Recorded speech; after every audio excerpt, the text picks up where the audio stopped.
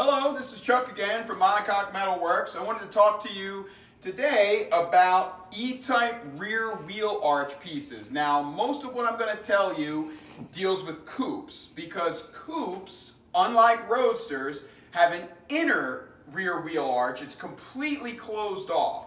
Roadsters, it's all open in there, and by being open, you don't have any metal back in here, so there's nowhere for the moisture to collect. They don't rust over the wheel. On coupes, they do. So come on over. I want to start out by showing you what makes our wheel arch repair piece great. We start out, it's all cold rolled steel, proper gauge. It's in bare steel. It's covered with a light oil like all of our parts. You just wipe this off with a solvent like acetone and you're ready to go. You don't have to strip off any crummy primer or anything like that. We start out by rolling the piece to the proper roll. That is very important. It doesn't matter what you do to the edges. If it's not rolled right, it's going to fight you all the way. Then we put in the edges. Our edges are very crisp. Especially this here. This is crisp, identically to the original, okay? Now, I don't do a lot of parts bashing. I try to let our parts speak for themselves, but it's about time that somebody said something about this piece of scrap metal. This is what is available elsewhere. It is cheaper. However, it is also useless. This thing here has much too soft of an edge, all right? And that's just the beginning of the problem. So, see here, this is our edge. They've actually got the curve close to right. The crispness here is what a stock E-type has. This is much too soft, and it's either going to look wrong or your body shop is again going to fill this edge with filler and it's going to flake off later. Now next, you've got the same thing here.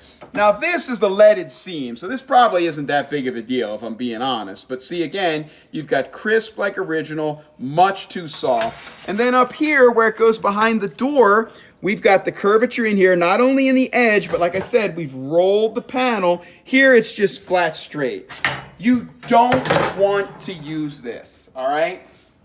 You want to use this from us. When you get this from us, you want to trim it down as far as you can and use as little of it as you can. Now, this seems to be about the right amount. The reason coupes rust is they have an internal piece, all right? And the internal piece comes down. Now, they start to go away from each other. It's, kind of like that. But see, down here in the bottom, they're right up against each other. Now, you will note that our internal repair piece fits this like a glove, all right? This is why coupes rust. Roadsters don't have this, all right? So this fits in there. We find this is 3 inches, this is 3.5. That is plenty to fix a virgin rusted out wheel arch on a coupe. Now, unfortunately, it's been 55 years since most of these cars were built. They're not virgin anymore. Someone has already come in and put this in and ruined it, all right? So, we also sell a lot of these. This is our oversized panel. It's much bigger. It's 7 inches up from the wheel arch. It's got all the same curvature it's supposed to have. You can see we've rolled it in the roller, but we've also used the English wheel to give it a compound curve because it starts to curve coming back. That's one thing I didn't mention about these. They're also flat. All right? Not good. You've got to have them curve this way. Now in this, it's so big that we do a special thing. We've got a flange where you're going to tuck it under. Now, of course, in a perfect world, you would butt weld this with a TIG, planish it and all of that. But like we said, the coupe wheel well is closed in. So after you weld it, you can't access it. You can't planish it, you can't hammer it, you can't do anything. So you're better off having this overlap in there and not having those problems of warpage. This will help you with warpage. What really is going to help you with warpage is my own special little design here. This is a folded over stiffener. There's plenty of room for this in the wheel arch. No one's ever going to see it.